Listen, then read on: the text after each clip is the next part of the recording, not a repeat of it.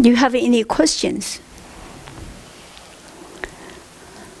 So that it is this is short because it's I did try to translate some, maybe not all I can get it because my English is not enough there, but you understand what I'm trying to say. Yes. We are relatively new parents. We have a baby who's 16 months old, and he's a great source of attachment, of course, and love. He's an excellent teacher of patience and such things, but I definitely find that I lack time for formal practice. I try to do it throughout every interaction I have with him throughout the day. But I was wondering, it's very rare to meet such an honorable Dharma practitioner who has experienced parenting. I was wondering if you could share some thoughts, philosophies, ideas on how to balance children and practice, and how to help them along the path. Good question. I usually tell the lay practitioners, they call Dharma in daily, everyday practice, daily life. You don't have to go all the time like Dhamma Center sitting there meditate. But you're thinking since you get up, oh, I'm really happy, I'm still here, in human, I can help others, help myself. Think good things, and I know you have the child to take good care, and when he or she started learning, you can tell some of the good things, and to all the virtuous things. And then I'm sure you have to have some kind of received the teaching. You became here in Buddha. Have you received any teachings? That's good. What do you practice?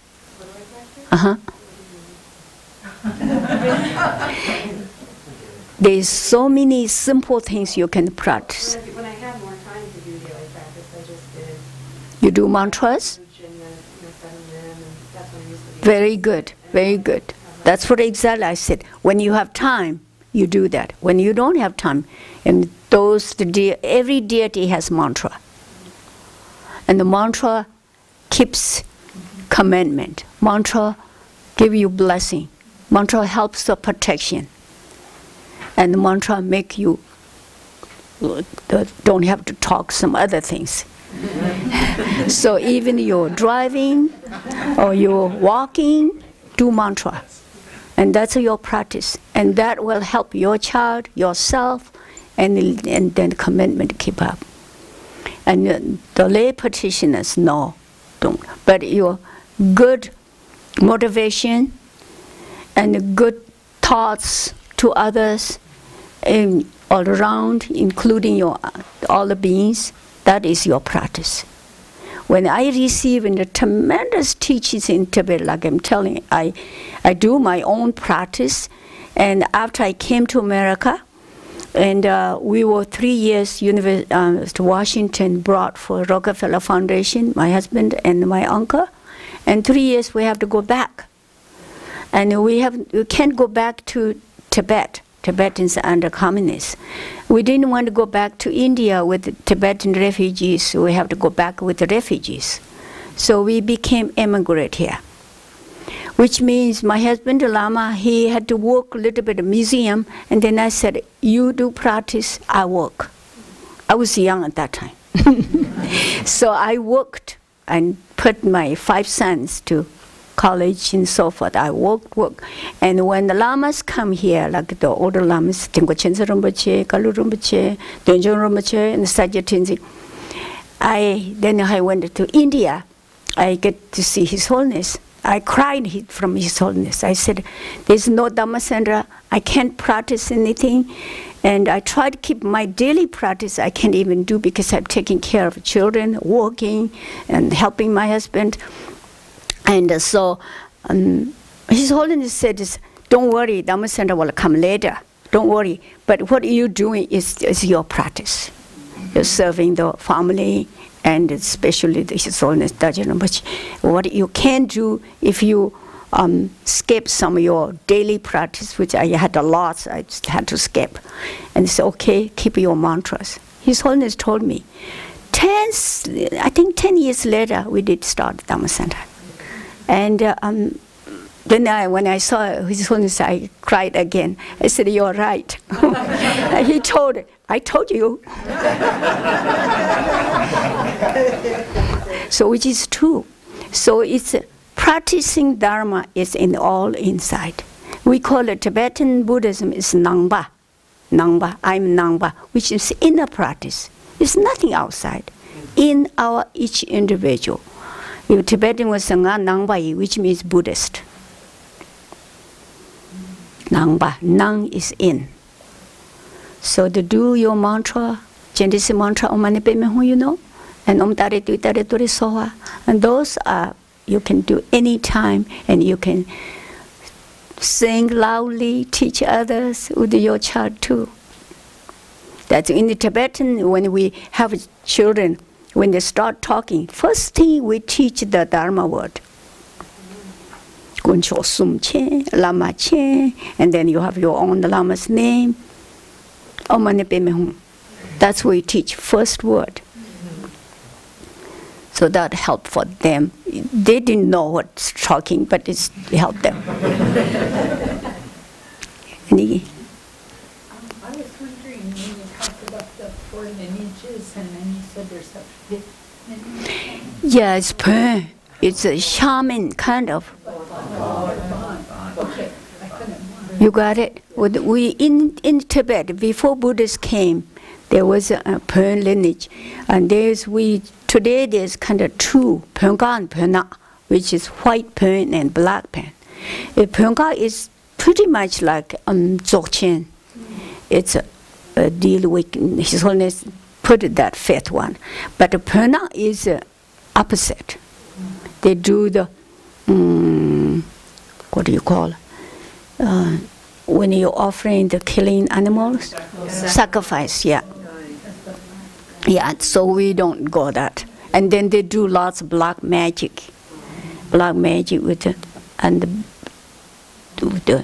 destroy the humans, animals, and those things.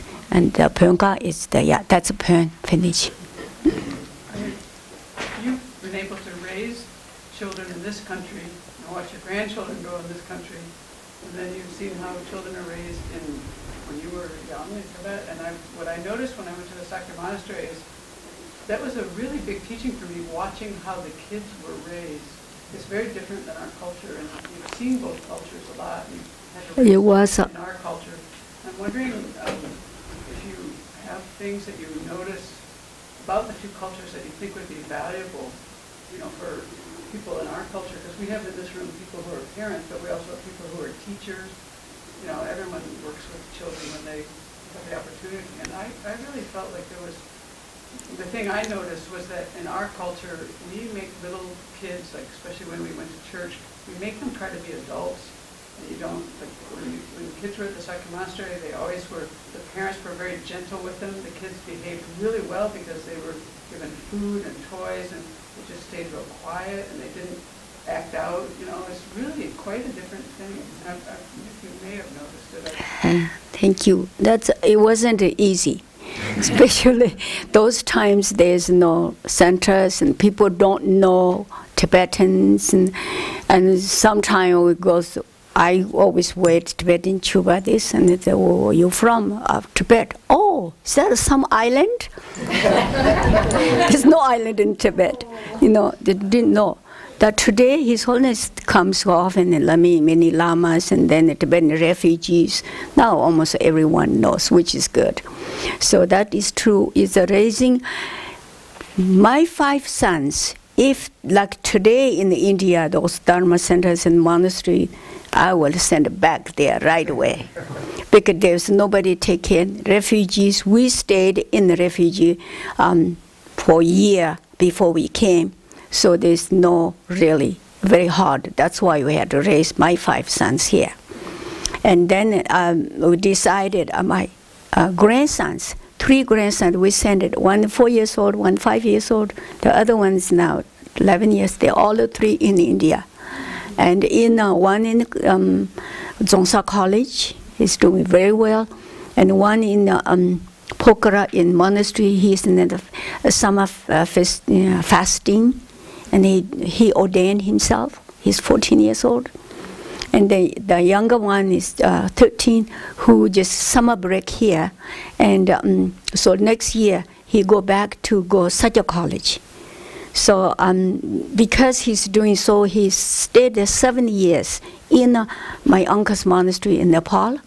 And he has no family, except my aunt, who is different building. She's 92 years old. He get to see her once a week. And she can't so afford. She's just happy he's there, right? So anyway, so he came here to visiting family, and his teacher and attendant cannot get visa. We applied, we're still waiting. But because he did study so good, he done really tremendous. So I am taking next month to Disneyland.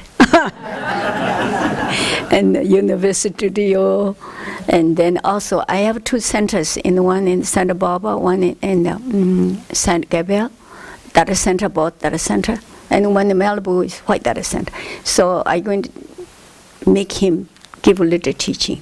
He's teaching some Manjushri oral transmission, or some of those just a short teaching, aspiration, some other bandad, because he memorized all those.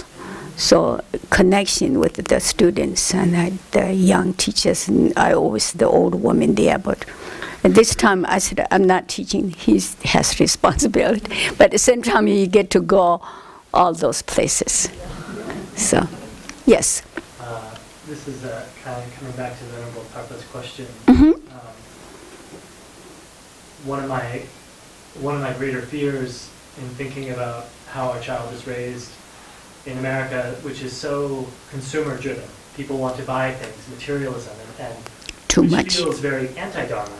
And so our home may be different in terms of cultivating those qualities, but the outside world is so immense and so powerful.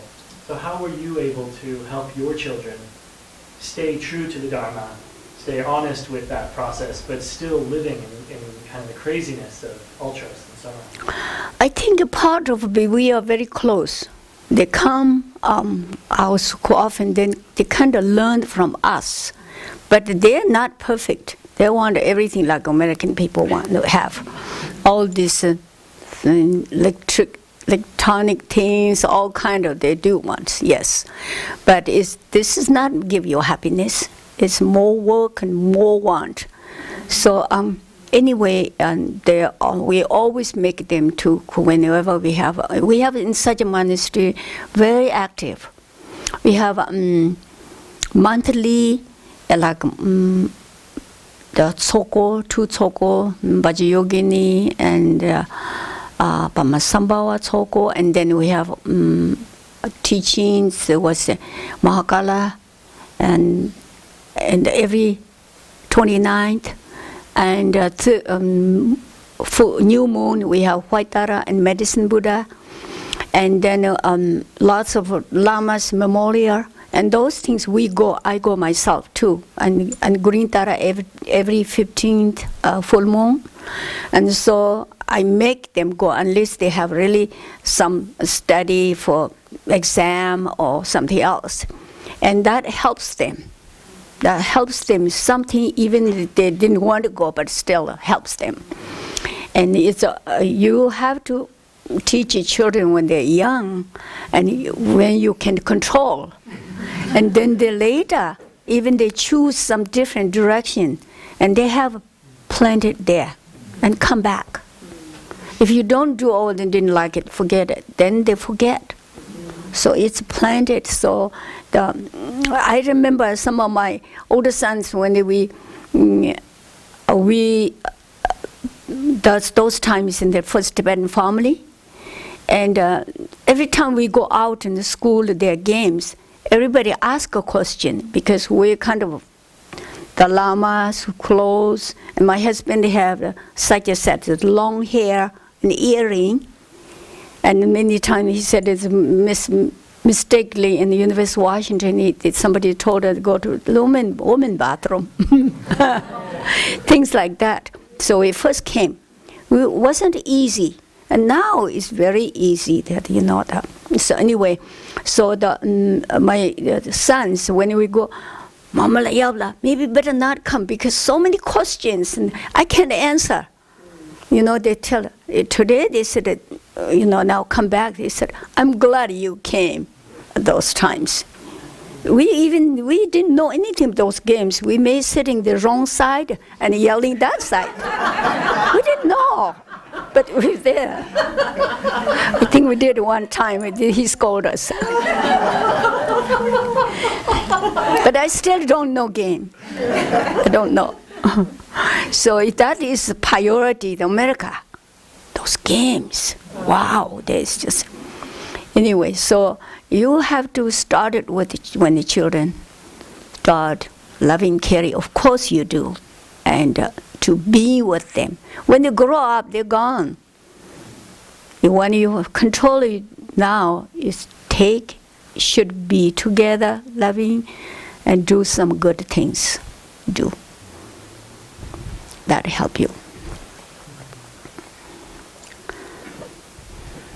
Yes. I wrestle with the distance between myself, physical distance between myself and my teacher, my guru, and I've tried over time to try to take other teachings and learn from other disciplines, and yet I find myself with almost an exaggerated sense of loneliness in his absence. So I'm wondering about reconciling that. If you had a really big conflicts with distance, live alone and don't bad thoughts. And this teacher will introduce you Dharma anyway. Just live alone. Even you want to find it, different teachers, fine. You can never say bad things to your teacher. Just live alone. And teacher want to the reunion, which is good. If you have some thoughts you maybe hurts you or something you didn't like it, you can just live just as is and find teacher. Because once your teacher introduced the Dharma, that's your teacher anyway. But this is something, our defilement, we see I know what you try to say, I know some other same thing. And the teachers are human, not perfect. And some students had hurt with the not teaching, but misunderstanding. Some used the students. So if you have something like that, just live alone. Don't have a bad thought. Don't say anything bad things. Live alone. And find right teacher for you. So you sound like a lady who looking some spiritual. So you better find it and do so. I feel very close to my Lama, and I don't feel any kind of conflict. I just don't have opportunities to see him. Because it's far away? Yes.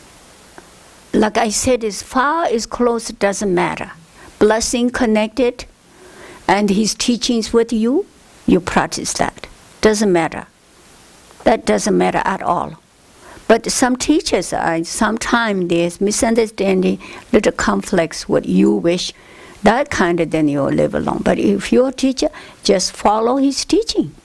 And I'm sure today you can write and call and email, all kind you can do. Doesn't matter, teacher far off, they're still connected.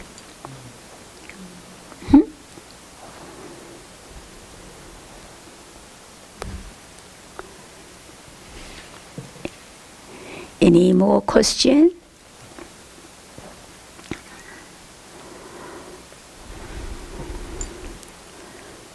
the most important practitioner is the motivation. If you have a motivation, it's always blessing and everything comes with you. And doesn't matter, it's just Dharma practice. Anything with you have to have motivation. Any what work you study, what you do, this is really important too.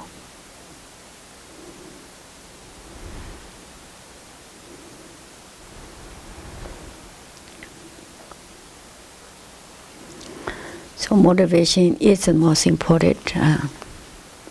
So I'm sure that those who are ordained, they have a daily practice, and in the daily practice, in the meanings they understand, and they keep up their commitment, and so automatically learning that. And those are lay practitioners. Whenever we have time, we sit down to do. When we don't have time, especially is something, some big parties, or the gathering, you forget things. That's okay for a moment, but you always come back, remind yourself to do the lay practice. Like I said, the Dharma and daily, that's is most important. Thinking, Dharma, walking, talking. When you say, you don't need to say the hurting other people. Or even walking, remind yourself.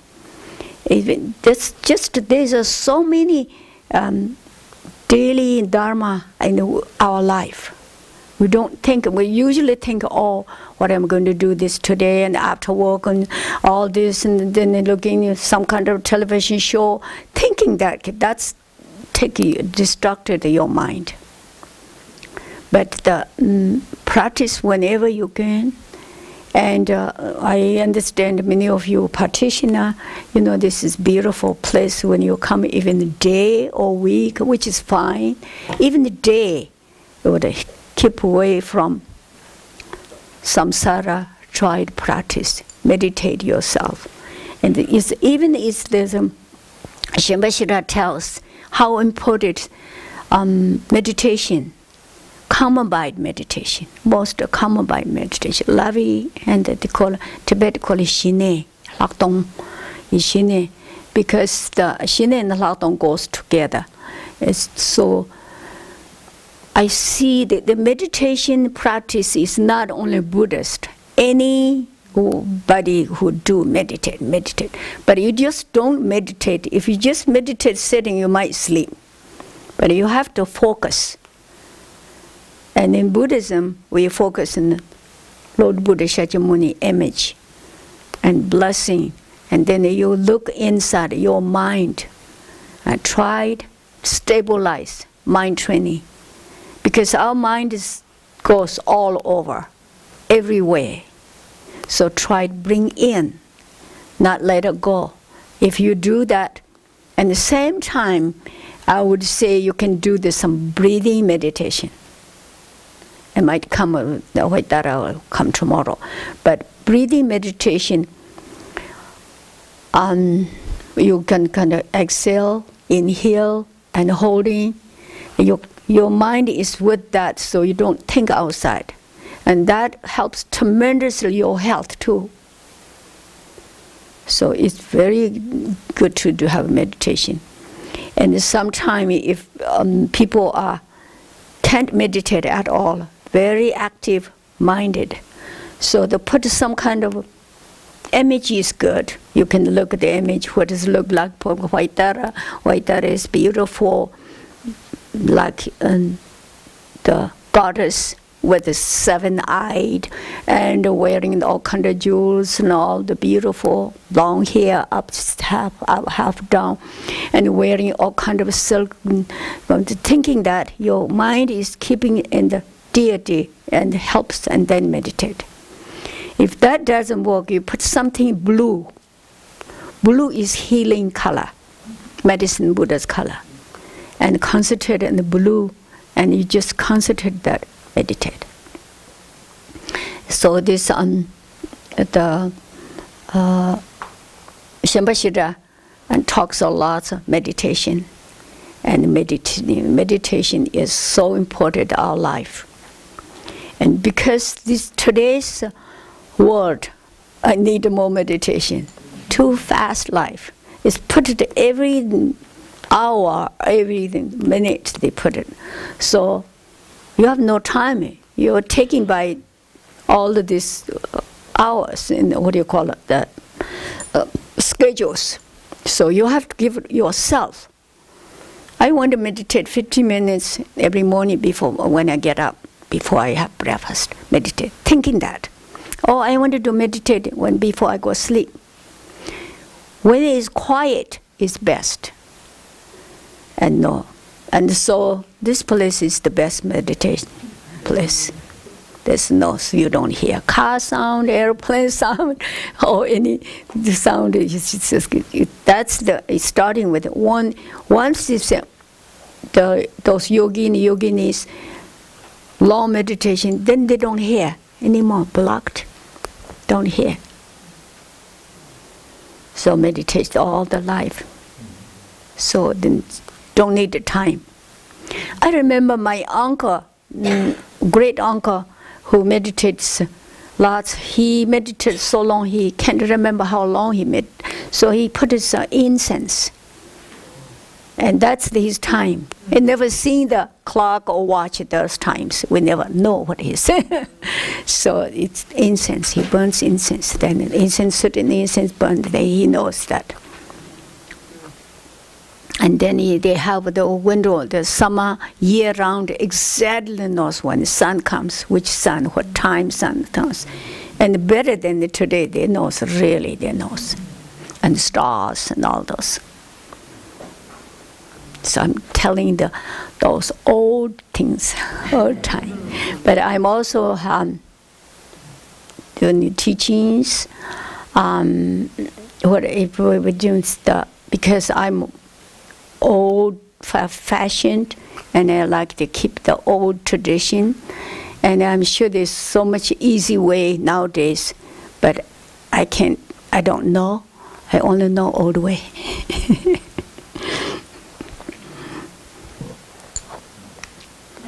In all the years that you've watched Western students be introduced to the Dharma and then begin to grow in the Dharma, are there things that you have seen that that because of our education or because of our culture that are particularly difficult places we could be aware of as we're trying to bring the Dharma into our own hearts and minds that you've noticed kind of across the culture, if you know what I mean? Things that might be in our thinking that get in our way? I think this is the most important, Junila, you know this, like I mentioned, you have to really respect thinking the parents, mother. And I know some student comes, my mother and I don't get along. Brings, like, she give you your life. Think about that. And then later, so thinking that at all. And then, of course, Tibetans, they respect the elders. Elders, they don't have education like today's, all of this technology, but they went through experience. So this kind of the Westerners is, to me, is everything too fast, too easy. But some of those people understand pretty good. And especially those healers, physical therapists. I had some students came to me in California and says is burned out or something like that. I don't know exactly the word, but later I learned what that means. But I said, well, if you're a Buddhist practitioner or any practitioner spiritual, before you go work, do little practice. And you visualize your deity, and then you work on the helping the others, and from that blessing of deity, like most Tara to me, and so the doing, and that not your energy, but the other energy will help. And I think the answer is some of that. And that's, if you have something, your own, your guidance or protector, and then easy for other to do. But you have to think inside yourself, pray, and of course Lord Shakyamuni and the Triple Gem. And after that, what you do is makes it opens. That's what Westerners need this. And many don't have it. Many don't know how to. So even just to give us some kind of, you cannot say you have to become Buddhist. It doesn't have to. If each individual has a, but everybody needs guidance. Everyone needs guidance, some guidance. And the guidance, what kind of helping is, in our case, is we can introduce the Buddhism and any deity you choose. We believe sometimes we may have different connection with a different deity, previous life connected. But we then after we can learn, like even human people, sometimes the right way, there's some connection there. I believe we have some connection in our previous life. Otherwise, I won't be here. I'm way other side of the world in Tibet, and coming here this and try to teach, try to tell my experience. So there is connection. So that shows all the sentient beings are all connected. And then life is unless you enlighten Buddhahood. Otherwise, the death is not end. Just move the conscious from your body. Conscious on, go. So that is why we practice. So we don't want to be born with the lower realm. We want to be born with a high realm, or we want to be Buddha realm. That's why we practice, and not only ourselves are we helping. So if it's life is just like, the candle off, no more, and then we just enjoy ourselves every day. Do nothing, just happy. No, it's not. You're only changing your body. That's why consciousness move. So it's a time of your dying. That is the very, important moment. You realize what your teachers, you call, your practice, your guidance, and they show the path. Even you do all your life practice, something happened to you, and then people die, and then that was, like I said, is very hard. Consciousness will confused, scared, regret, and that's why many these times you have, especially when you have attachment something, your wealth or so much strong attachment. That's how you become the ghost. So that's why it's really. But I don't think anybody who become Buddhas at least try, and I don't think will come to ghost. Yes. The question that I have is, the first line is you attached to this life that we met,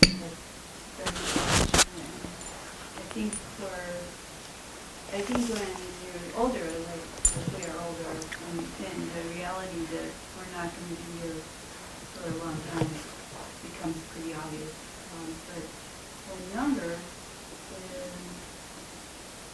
that's, you always feel like, it'll be another, so many decades before I have to worry about that one. So what do you think is the best way to, it seems to me you can't just not, okay, today I'm not attached anymore and that's the end. It's more like gradual kind of peeling your fingers off the thing. So what do you think is a good way to, gradually tricky about this attachment? So, like life is impermanent. You know that. So sometimes younger one die before older. And so you have to think that you still look young.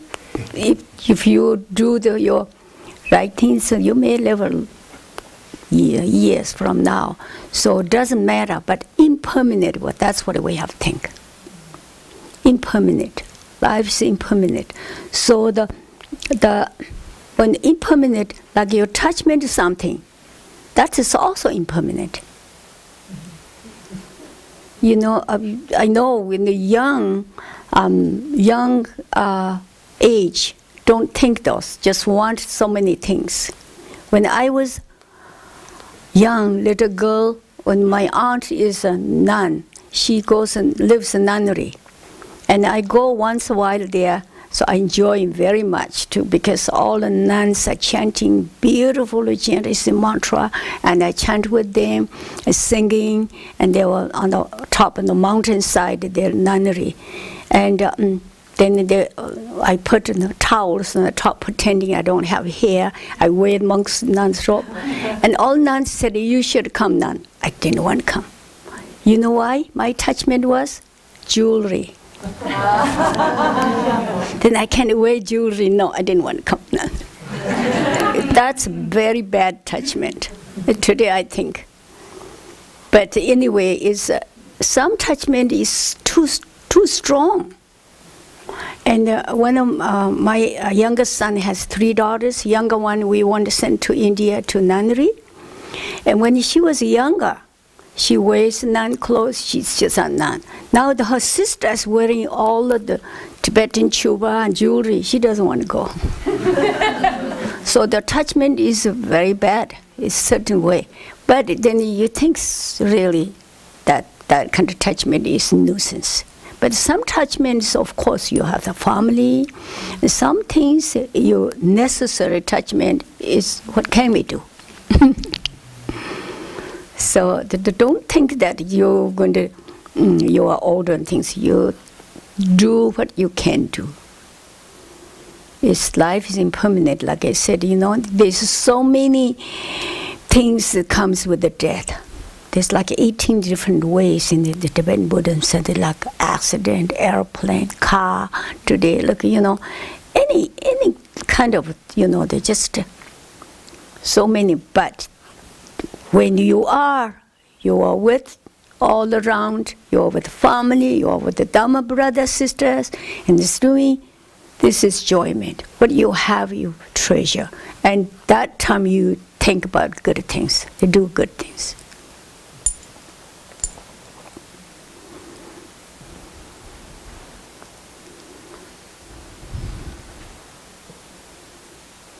Question? I heard that sometimes Tibetans are saying, oh, I have more lives to practice. I myself experience that I have the tendency to be too tight, that I want to practice and study a lot, but it makes an hindrance actually, because I force myself too much, and then I get confused. So what I heard sometimes is Tibetans take it more relaxed, more easy to practice, to study. I don't know how to say it. What do you mean, the lives? Yeah, that they have more rebirth, that they have a strong karmic belief. So and then they think, okay, this is one life, and the next life I will practice too, and then in the next life, the next life. So I live in karmic and karmic houses, but maybe it could be possible that I don't have the relaxation, that I live, okay, my mind stream is something what's really going on, and I can really relax in what is right now there. How can I practice? But it seems like I want to do everything now. You know. That's a good thinking, because this is a chance we have a human life with all around, like I mentioned, your precious human life. You have an opportunity. Do something for and make it a good life leading next life. Next life may not chance in human.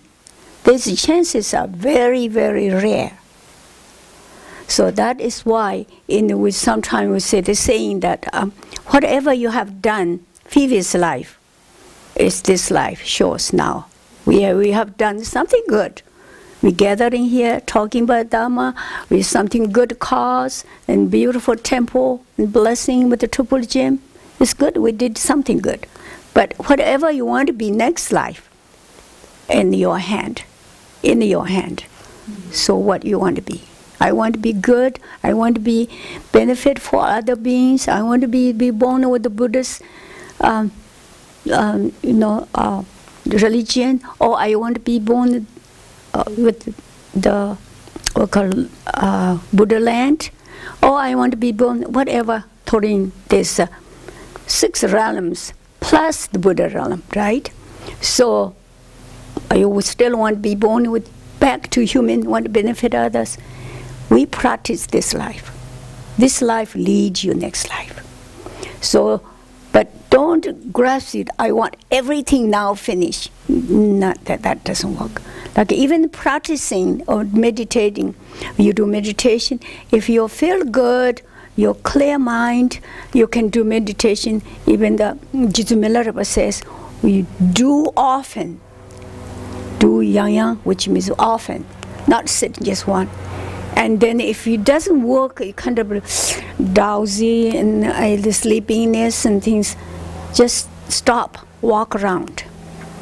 And then sometimes, oh good, I'm doing this good, I'm going to do.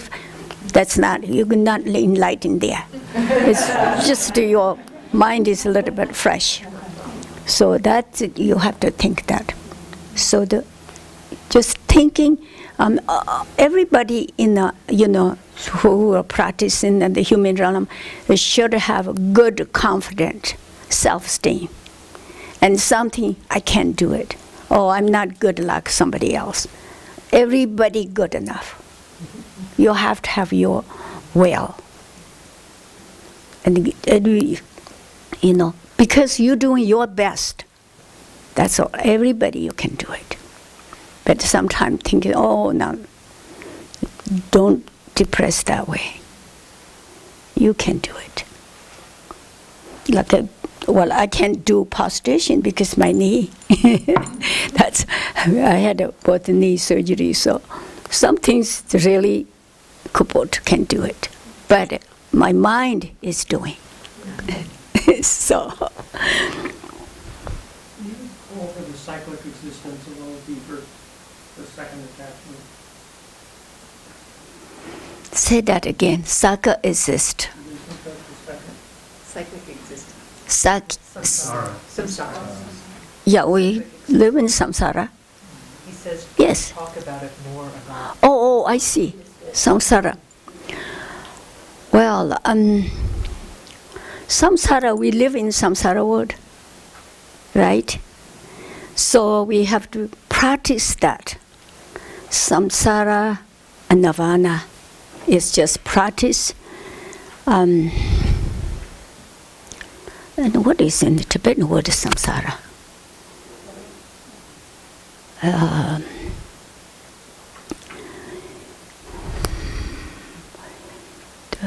Samsara is like not impermanent, right? Samsara nirvana. It's we live in the samsara world because we do everything. Living is like morning. What do you do? Continue next day. That's a samsara. And if you want to avoid that, you cannot avoid the whole thing. Life we live in the human realm, but you can avoid certain timing yourself. You put certain times in doing practice, and certain times you put in helping others. Certain time you do yourself something good, and these things, yes. But we live other way. Otherwise, just samsara is circle, all around circle around. But we avoid that. We cannot avoid the whole thing because we're living in samsara. But you can avoid less. So you have to make it timing. I want to get up in the morning. Maybe I do 10 power stations, 11 power stations to Triple Gym. And that is good for your health and your body, speech, mind, all of the offering to the Buddha. It's not just go jogging. And that's that kind of thinking, good thinking. And then you get up, you wash up, and thinking, I want to purify all these things. And then you have to go to work. And at the work, be good with yourself and others. It's you live in samsara, but you're doing samsara good leading. Yeah.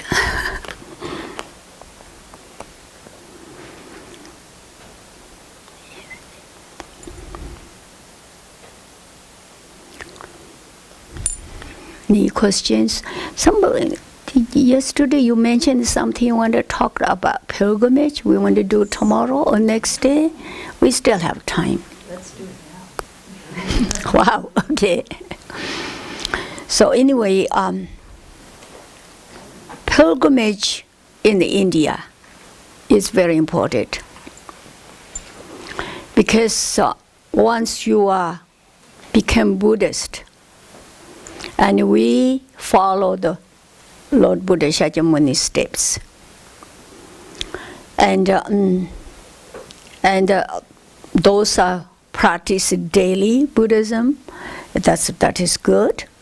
And that pilgrimage will help more connection and more understanding and to closer to Lord Buddha Shakyamuni, what he has done, how he talked, where he talked, what he talked, and so forth.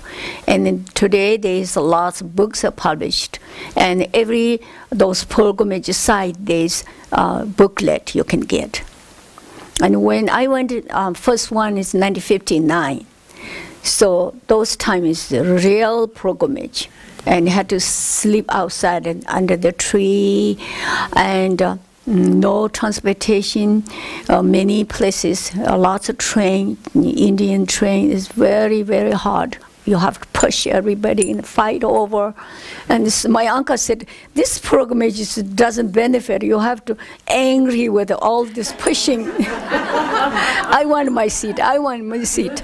And then eating the ladies is very strong, they are. They don't like Tibetan refugees.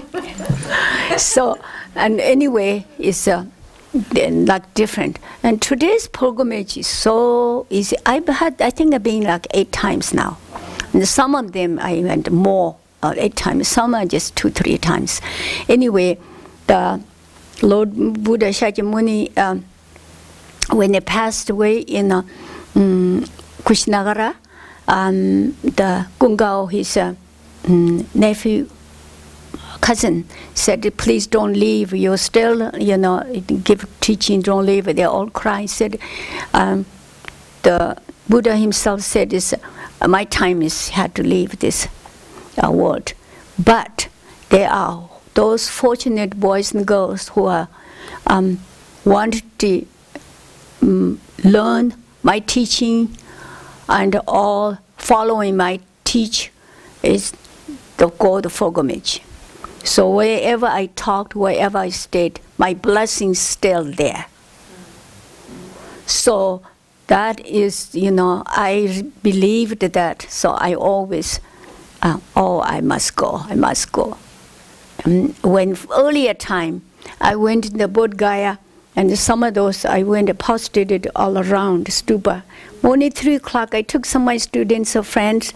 I bought the football things on the knee and gloves. We did postation on the ground. And so then later, now I can do postation, so just walk around. And then there's so many sites you get to see. Even you can go all this 4 major ones. There's 8 major ones, but among that 4 is major one. Where Buddha was born in Lumbini, and in today they call Nepal, Lumbini. And then when Buddha gave a 4 noble truth, and Banaras, Varanasi. And then he enlightened Buddhahood and Bodh Gaya. And then he passed in Nirvana, is Kushinagara. That's a little border way back. So those 4 is very important. And then some of you go in the Vashangla. That's where the Mahapanjapani, she ordained first ceremony in the Delongma, which is a, what do you call it, Bhishuni. And Buddha didn't give in the beginning, but Gungao insisted, asked. So he gave the 500 nuns there that time. And that is not far from Varanasi. It's just if you stay Bodh Gaya, go early in the morning and come back same day. But the road is, I don't know today, there's lots of patrons in Buddha world, like let's say Singapore, Thailand, Taiwan, they give a lot of money to make a road better. But the Indian government keeps that, make little road, and then next year. So the road is very bad. Road is very weak, so otherwise that place. And then beside those 8, like this one at Vashangla, and then one is Buddha descended from heaven after Buddha was born, and then his mother passed after a week. Mother passed away, so mother was born in heaven, but he went back there teaching and then he descended from heaven, and that's the place. Today, this I hope is better. When I went, it was very dangerous. They rob you or taking things. So today, I think a group people go, so it's okay. I heard there's temple, so if there's temple, bigger temple, then there's more people. So, and then of course in the Virtual Peak, we give a teaching. And then in Nalendra, where he give the most, those Buddhist teachers and Bantis came from there. And all of those places, if can't get to go, but 4 is major.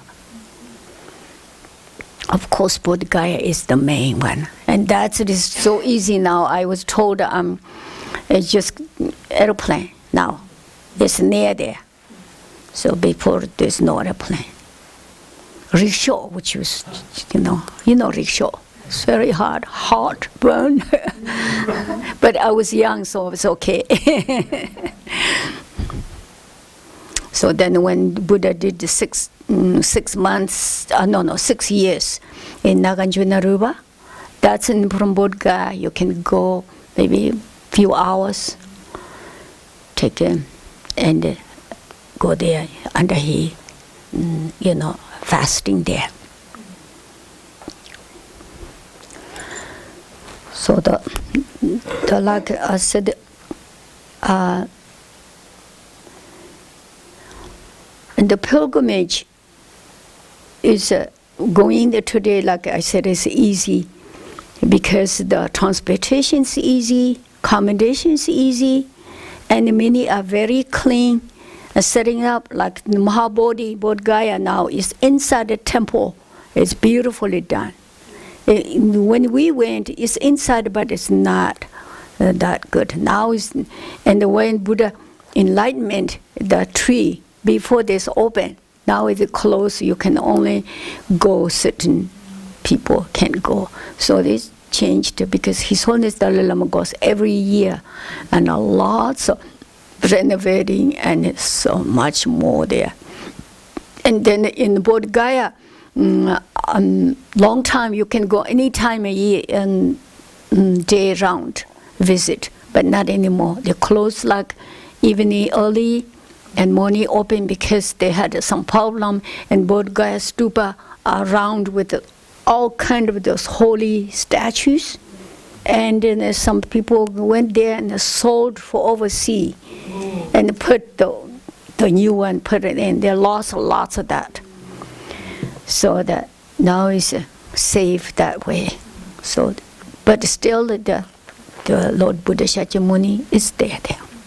And the Lord Buddha Shakyamuni is a Mahabodhi in there, and the Mahabodhi, the statue was built by woman who met the Lord Buddha.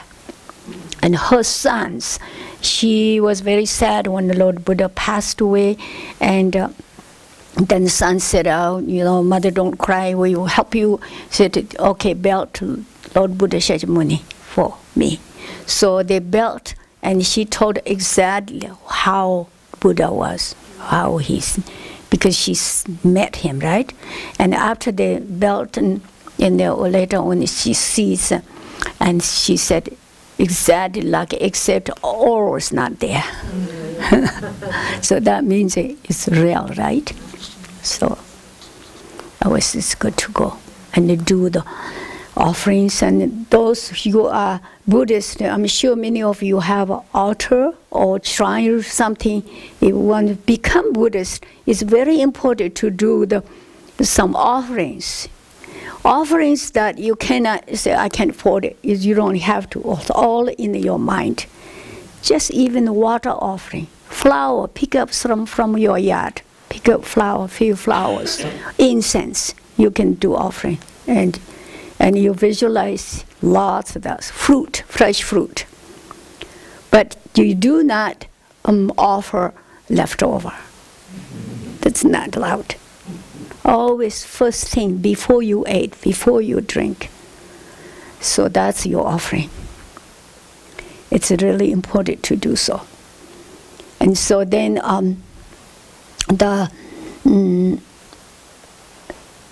let's see.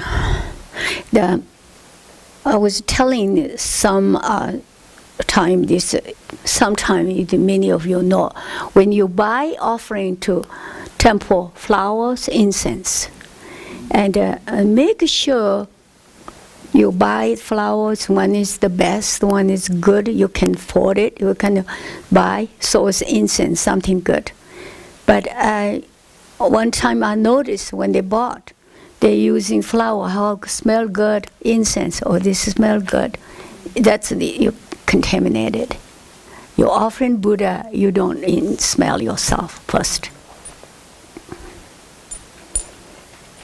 Could you talk a little bit about outside of Ogaya, where we went up to the Mahakala cave? Mm-hmm. Down below, both places, there was that tree down there, or was it Dharma? Cemetery. Explain a little bit. Cemetery. That I do not know all detail, but I think it's Vajrayoginis living there, and so whenever we go, we pull some here and some put there in the trees, and then pretending lie down. You pay. They do that below the Mahakala cave. Mm-hmm. Mahakala cave, what is that? Mahakala cave is one of the Siddhi Tuchen Shawari, who is enlightening there. And the cave there is inside. That's then nowadays monastery. They have a Mahakala. They call Mahakala cave. They do practice. It's monks always there, and you do offering. It's a very special rocks and all the mountain.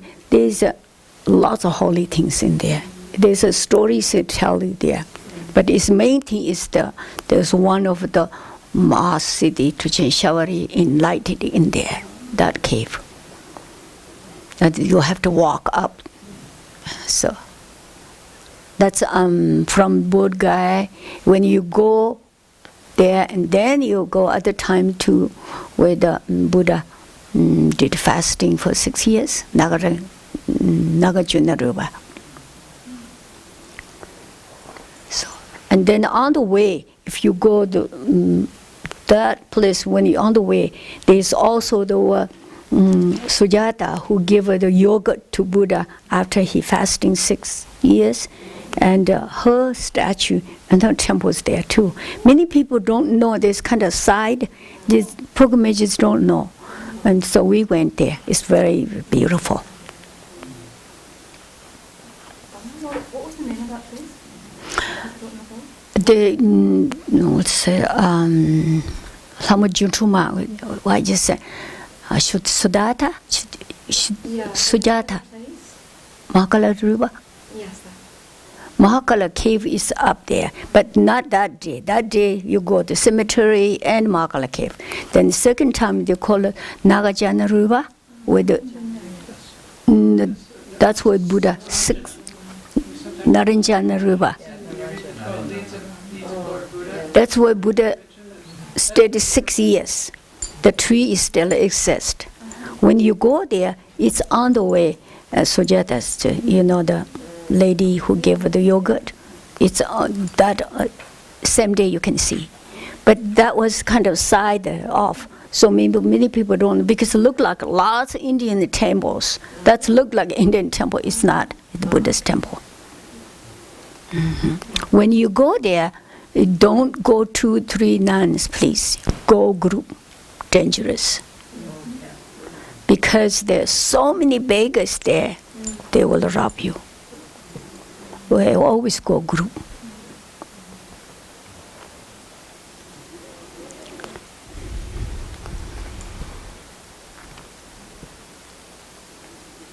So when you go, and Tapala Sung will tell you, you need necessary things to take with you. Flashlight, mosquito things, and hat. Those are very necessary. Because today is India different, but when we went, this hardly while we're eating, life's gone. With this, then you can't see anything. So today is different. Okay. Sonam de tamje zeba ye do na ni bi dana panju ni jiga tamshe palan troba sipi cholen droba sho lila chugo sumji tashi sho ngala dene sumji tashi semla lawa sumji tashi sho lame kuncho sumji tashi sho